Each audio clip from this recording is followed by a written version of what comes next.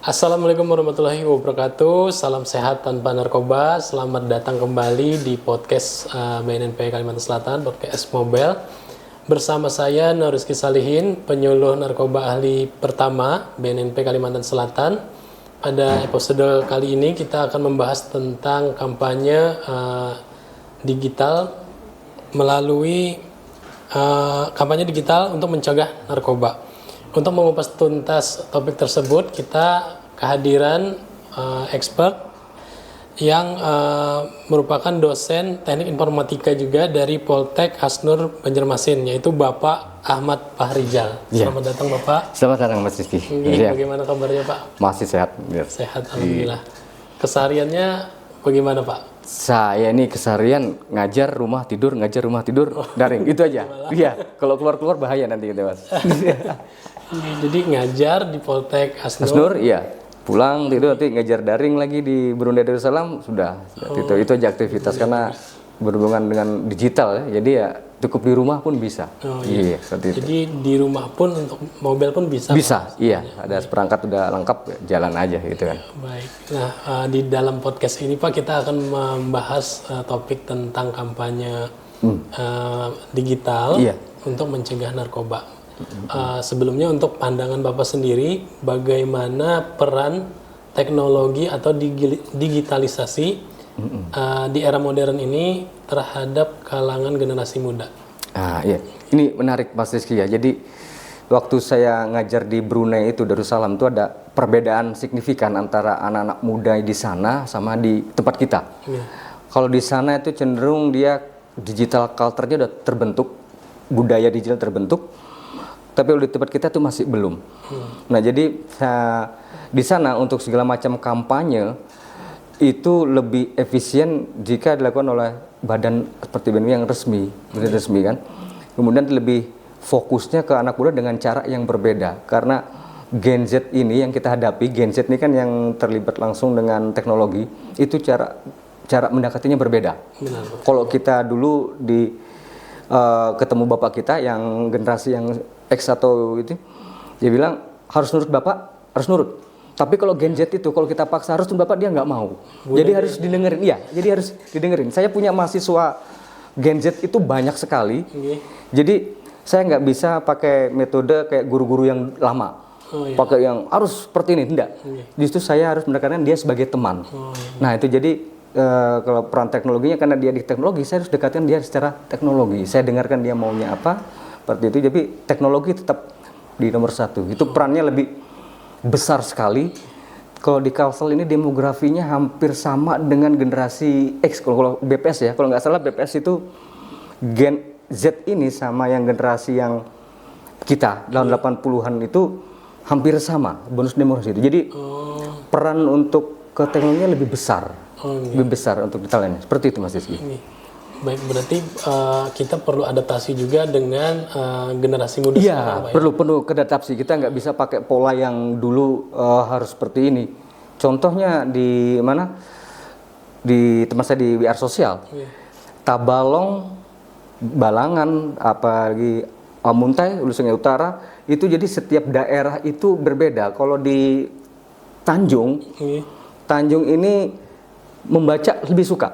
Jadi kalau infografis kalian nanti lebih senang mereka seperti itu. Tapi kalau di Banjar itu main video aja, video terus itu udah keren itu dia. Dia suka di situnya, polanya berbeda-beda. Jadi seandainya BNNP kita ingin mengkampanyekan sesuatu itu ya riset dulu.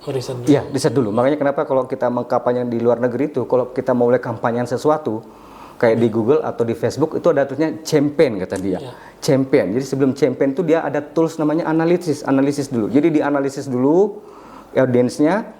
Setelah ketemu analisisnya baru ini loh target yang bagus seperti itu. Kan udah ada AI kan udah enak sekali seperti itu. Jadi kita petakan audiens kita menggunakan riset dulu. Kemudian platform apa yang cocok untuk audiens. Seperti itu. Iya, seperti itu. Contoh di Sungai Tabuk antara Sungai Lulut sama Pematang Panjang tuh beda pola pikir. Sungai Lulut yang dekat kota Banjarmasin lebih ke kotaan.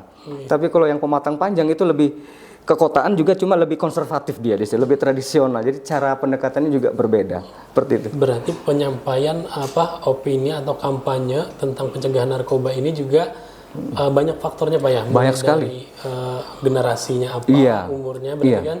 Kemudian demografinya seperti apa. Itu, betul. Kemudian platform yang dipakai seperti apa. Itu, iya, seperti itu. Soalnya kan di Facebook ya, atau di media sosial itu kan algoritma itu yang mengontrol anak-anak itu, apa generasi-generasi itu. Jadi apa konten yang menarik bagi mereka itu. Jadi yang pertama kalau kita mau kampanye seperti jualan atau seperti apa, mau jualan barang atau apa, kita riset dulu. Makanya penyedia platform TikTok itu penyediakan namanya tools analitik. Jadi kita nggak langsung foto, langsung kirim-kirim, kita nggak jelas arah target, tidak terukur maksudnya seperti itu. Iya, seperti itu. Juga saya pernah bawa juga tuh di kampus seperti itu untuk data analisis. Saya ada ngajar namanya data analisis perilaku di media sosial. Ada. Jadi saya komentar-komentar itu untuk kita analisis di AI. Kemudian AI akan ngasih rekomendasi bahwa ini cara mendekatinya seperti ini. Nah, mungkin BNNP bisa gunakan tools yang AI ini juga kita gabungin. Itu lebih powerful lagi. Gitu. Tapi ya semakin yang premium bagus kayaknya yang premium. Kalau gratisan ya, aduh, agak kurang bagus kayaknya. Beda juga Pak Ya, yang kalau premium sama kalau AI dikasih yang gratisan, dia kalau nggak ngawur jawabnya halusinasi. Tapi kalau yang berbayar saya jamin kita bisa latih dia. Misalnya BNNP punya target audience di Kota Banjarmasin nih kan. Kita riset Banjarmasin gini, kita masukin ke Gemini banyak ChatGPT, nanti dia analisis dulu. Analisis ini loh yang paling bagus buat di Banjarmasin, usia rentang segini, model videonya kayak gini. Itu dia kasih tahu. Bagus sekali itu. Berarti kita setuju Pak ya bahwasanya digitalisasi di era sekarang ini membantu kita Sangat setuju. untuk membentuk opini atau kampanye yang sangat baik-baik setuju. seperti mencegah narkoba. Iya, itu sangat setuju dan memang sangat perlu sebenarnya ya. Kalau kita nggak pernah tahu apa yang terjadi di orang lain, kita nggak pernah tahu di balik layar, nggak tahu. Jadi kita harus kampanyenya harus benteng lah kira-kira dulu ya, seperti itu ya. Itu lebih bagus, setuju saya. Baik, jadi seperti media sosial, kemudian AI itu sendiri kan memberi manfaat positif bagi kita. Betul. Tapi ada juga kasus-kasus yang mungkin ada di media sosial ini sendiri, kayak penipuan, kayak skimming, kayak phishing. Tipsnya untuk mencegah hal tersebut seperti apa Pak? Ya, kalau saya simpel, kalau di media sosial itu yang pertama kita jangan banyak percaya sama orang. Oh gitu Pak? Iya, percaya. Apalagi kalau udah perempuan main ini Mas, wah itu jam 2 malam itu kalau perempuan ada tiba-tiba pesan di messenger bunyi, ada di mana Kak? Ini kan jam 2 malam ngapain nih perempuan ini? Nah itu udah kacau. Saya sering dapat seperti itu, saya abaikan. Jadi yang pertama, tidak semua orang baik di media sosial itu benar. Iya. Tidak semua hal yang mendesak itu lebih bagus. Penipuan dan segala macam itu lebih terjadi di media sosial lebih banyak. Jadi begini, Mas Rizky mungkin bisa menjaga privasinya di luar dunia nyata ya, orang-orang bisa. Tapi mungkin Mas Rizky-nya tidak sadar memposting sesuatu, terus menulis sesuatu, itu karakternya bisa dibaca. Iya, makanya ada namanya istilahnya di AI itu ada menganalisa perilaku pengguna media sosial. Ada, pernah dengar? Ada seperti itu. Jadi umpamanya saya ingin mempelajari punya Mas Rizky nih. Jadi saya pantau terus tuh di mana Mas Rizky-nya ikut grupnya. Itu saya masukin grup itu. Untuk memantau Mas Rizky saja. Ini grup apa ini maunya kan? Saya pelajari grup ini. Cara Mas Rizky beropini, apa yang diposting itu bisa dipelajari. Perilaku kita bisa dianalisa Pak ya. Makanya ini dulu pernah kejadian waktu Cambridge Analytica, punyanya yang dulu kasus Donald Trump bisa menang pemilu katanya itu kan, ada Cambridge. Itu gara-gara Cambridge Analytica memasang sebuah survei di media sosial, terus diisi. Nah, dari hasil-hasil itu survei semua diisi, dipelajari, terus hasil survei dikasihkan ke tim suksesnya Presiden ini, Trump itu. Ini loh, jualan kampanyenya kita segmen ini kayak gini. Nah, makanya disebut curang. Makanya katanya orang-orang, kok Facebook bisa mengumbar data seperti itu. Nah, sekarang kalau Facebook bisa kita maunya BNN mau ambil data seperti itu ya. Pertama harus ada etika. Tapi kalau BNN mungkin lebih cepat disetujui Harus ada etika, nama tidak boleh, umur gak boleh, tapi kita bisa mantau. Bisa mantau.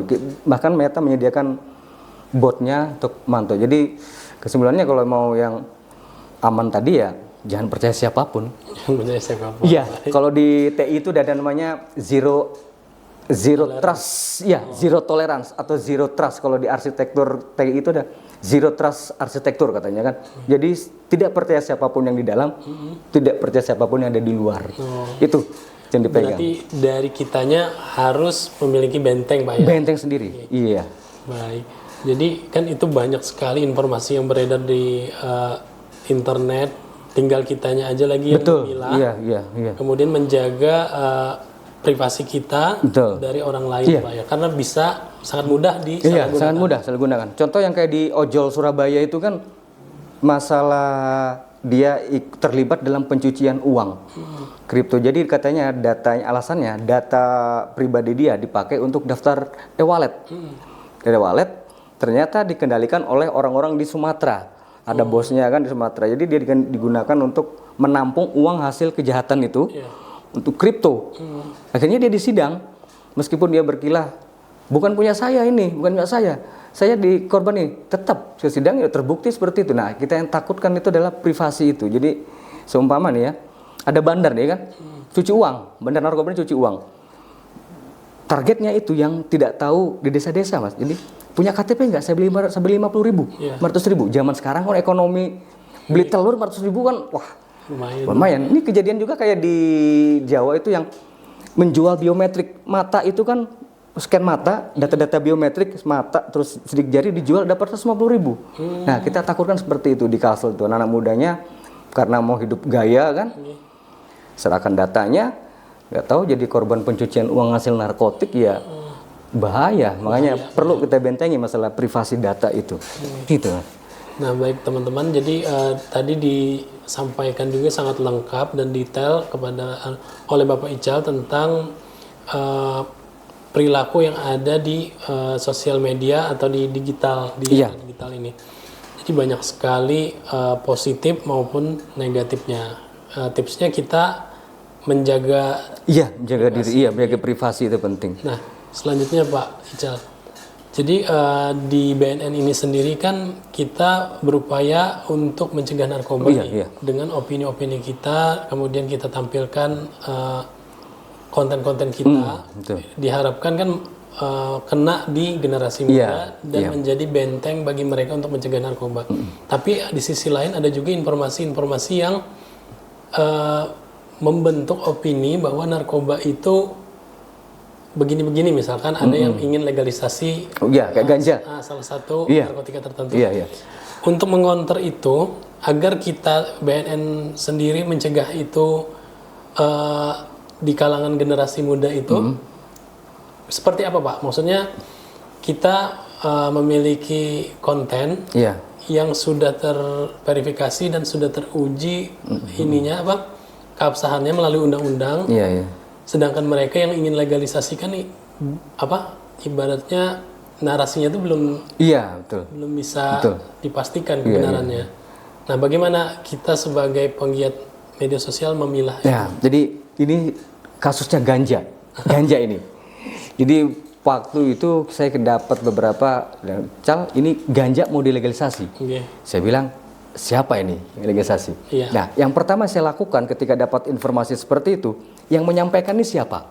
Oh, itu dulu. Menyampaikan. Kalau menyampaikan Pak RT dan bukan orang yang ngapain Pak RT ikut kampanye seperti ini? Udah diverifikasi nggak belum Pak RT masa informasi seperti itu? Nah, jadi pokoknya yang menyampaikan ini adalah kedokteran bahwa ganja perlu legalisasi. Nah, itu kita perlu kritisi lagi. Itu dibuat apa? Apakah buat untuk medis atau buat apa? Jangan-jangan. Nah, itu perlu kita kritisi. Jadi ketika ada informasi yang mengkonter hal segala macam itu, yang kita cek pertama itu siapa yang menyampaikan. Siapa yang menyampaikan itu perlu. Siapa yang menyampaikan.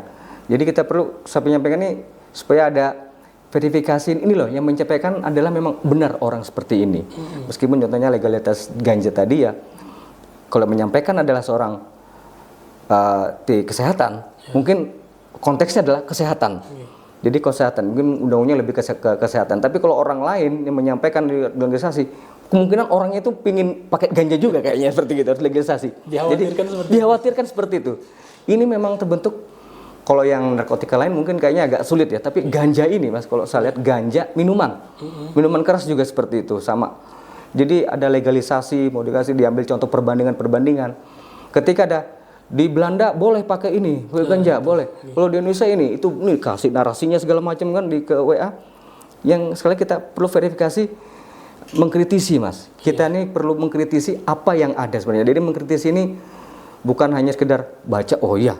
Jangan telan bulat-bulat. Di media sosial tidak boleh ada telan bulat-bulat. Jangan percaya siapapun, ya kan? Siapa, banyak konten-konten receh juga sebenarnya. Jadi kita saring lagi, kita cari apakah benar ganja akan dilegalisasi, kita cari juga link beritanya yang bonafide. Sekarang ada banyak media online yang pura-pura jadi media online juga ada. Untuk jadi seperti itu ada. Jadi ya tinggal copy, tinggal AI kan sudah zamannya bisa bikin jurnalis juga, dia bisa seperti itu. Jadi kita perlu, misalnya saya dapat nih legalitas ganja. Saya tanya kalau yang bagus itu kalau untuk mesin pencari Gemini AI punya Google, cari saja. Tolong apakah ganja ini akan dilegalisasi di Indonesia? Dia akan ngasihkan opini yang proporsional dan mudah dipahami. Jadi kita tinggal kasih apakah ganja akan dilegalisasi di Indonesia? Berikan saya contoh sederhana dan penjelasan yang sangat sederhana. Nah, Gemini itu bisa karena dia jadi satu dengan Google kan. Ini dia akan ngasih link-linknya yang bonafide. Banyak link tuh dari banyak sumber dari BNN. BNN ada dari ini, yaitu salah satu pembentuk opini untuk mengkonter hal itu. Seperti itu. Jadi jangan pernah telan bulat sebenarnya seperti itu ya. Jadi teman-teman kalau ada opini yang beredar tentang narkoba yang masih abu-abu Pak, masih abu-abu, itu jangan di telan bulat-bulat, tapi diverifikasi dulu ke tools seperti AI tadi. Iya, dia bantu. Bisa memberikan kita referensi Pak. Baik, satu mungkin terakhir Pak, dari kami menggencarkan kampanye pencegahan narkoba melalui media sosial.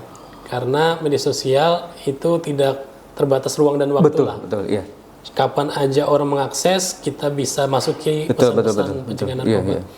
Nah, mungkin ini tips bagaimana kami dari BNN untuk meningkatkan daya jangkau gitu ya, daya jangkau persebaran, betul.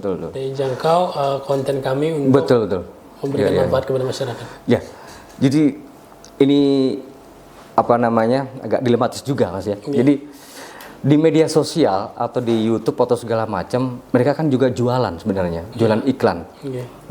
Jadi contoh UMKM, saya ambil contoh dulu ke UMKM dulu. UMKM ini kalau kita mau promosikan barang, bukan hanya kontennya kita perbagus, ya kan? Narasinya kita perbagus, menarik, tapi juga kita harus membayar iklannya. Karena logika begini, Mas Rizky, media sosial tuh punya pengguna banyak, daerahnya dia tahu, segmennya tahu, ya kan? Pasarnya dia tahu. Masa dia kasih kita secara cuma-cuma? Kan nggak mungkin. Dimana kalau di era media sosial yang kita cari adalah big data. Sekarang kan namanya datanya. Makanya AI itu yang berguna tuh bukan uangnya, datanya. Seberapa kalau datanya semakin bagus, makin banyak semakin bagus. Contoh BNN punya di Instagram followernya berapa Mas? 14 ribuan. Nah, 14 ribuan ini Meta tools analitik ya kan? Kita bayar ke Meta. Bayar untuk gunakan tools analitiknya. Itu kan ketahuan Mas Banjarmasin sukanya lihat ini. Postingan saya yang BNN yang ini kok banyak yang suka, berarti ini yang bagus. Itu. Kalau kita pakai yang gratisan ya, kayak UMKM lambat kayaknya Mas. Sangat lambat. Kita nggak tahu persebaran. Contoh saya pernah gunakan untuk jenis-jenis pedang. Saya ingin memasukkan jenis pedang mandau. Ada di postingan saya itu, saya posting bilang, saya ingin jangkauannya ini yang lihat hanya orang Kalimantan Selatan, orang Filipina, orang Sulawesi, itu saja. Sama orang Malaysia, karena memang pedang-pedang Melayu kan. Meta tahu caranya seperti itu. Jadi di mana jangkauannya itu akan muncul di beranda mereka. Yang berbayar gitu. Tapi kalau kita gratis saja, Nggak ada mas, susah. Kalau jadi di orang jual teknologi kalau gratis rugi dia. Gitu konsepnya. Jadi kalau BNN, ya saran saya sih gunakan yang premium. Gunakan yang premium. Iya. Kalau gunakan premium saya bukan jamin lagi. Kita punya peluang untuk menyebarkan lebih masif lagi. Iya. Ambil yang premium, ambil premium yang AI, sudah. Untuk mempersingkat kerja kan. Jadi AI yang kan udah ada namanya Google VO3 nggak salah. VO3, iya, VO3 itu yang buat video. Itu lebih mungkin bisa dikolaborasikan dengan itu. Jadi dia bisa tahu caranya gimana. Apalagi BNNP punya web juga kan? Sudah powerful mas sebenarnya. Web, media sosial, AI, udah. Premium kan semua selesai itu nyebar, bagus, iya. Orang jualan barang kalau nggak bayar juga ya nggak bisa gitu. Seperti ya, itu tips saya seperti itu. Jadi kalau di media sosial kalau mau kita jualan ya bukan hanya konten, tapi kita juga harus ada keluar dana untuk yang harga premium karena mereka jual teknologi nggak kita gratis. beli data. Betul. Data mereka itu kita perlu. Meta kita perlu data itu untuk menganalisa mana-mana. Jangan sampai konten yang di Banjarmasin kita taruh di Balangan. Di Balangan malah nggak suka konten seperti itu. Itu ada. Iya, itu ada segmennya. Orang Banjar itu jam sekian dia buka WA ada. Dia buka Instagram ada. Jam sekian nanti dikasih tahu sama Meta Tools Analytics-nya atau tool analytics bahwa postingan Anda yang ini selalu dibuka pada jam sore hari. Artinya jam sore hari itu jam istirahat mereka. Itu laku. Nah, kecuali kalau kita nggak pakai itu, kita akan jadi memprediksi sendiri. Posting pagi padahal pagi jamnya mereka kerja, nggak lihat. Ya itu akan tenggelam dengan postingan yang lain-lain lagi. Ya, seperti itu. Itu ya, optimalisasi. Saya pernah kerjakan hal itu pakai yang premium, beda banget hasilnya. Beda banget, iya. Baik. Nah, demikian perbincangan kita bersama Pak Ical. Banyak sekali ilmu dari yang beliau sampaikan tentang digitalisasi, kemudian tentang media sosial. Semoga ini memberikan manfaat kepada rekan-rekan yang ada di rumah. Jadi untuk tadi pengamanan dan privasi, pengamanan privasi itu penting. Itu penting sekali di media sosial. Kemudian bagaimana kita menyebarkan opini pencegahan narkoba sebanyak-banyaknya. Betul, iya. Memanfaatkan dengan tools-tools yang tools-tools yang analitik tadi, iya. Itu mungkin bisa. Jadi akan kita jadikan bahan, Pak, untuk kita meningkatkan kinerja media sosial kita. Betul. Ya, soalnya judul saja pakai yang premium, Mas. Masa kita enggak? Kan kita kebalik, kita mau promosikan anti narkoba, ketutup sama judul. Kan enggak asik, enggak lucu. Begitu kan? Judul aja dia pakai premium. Iya, betul. Baik, itu saja rekan-rekan di rumah. Kami dari BNNP Kalsel tunggu lagi nanti di episode berikutnya. Kami sudahi. Terima kasih banyak. Sama-sama, Mas Gis. Ya.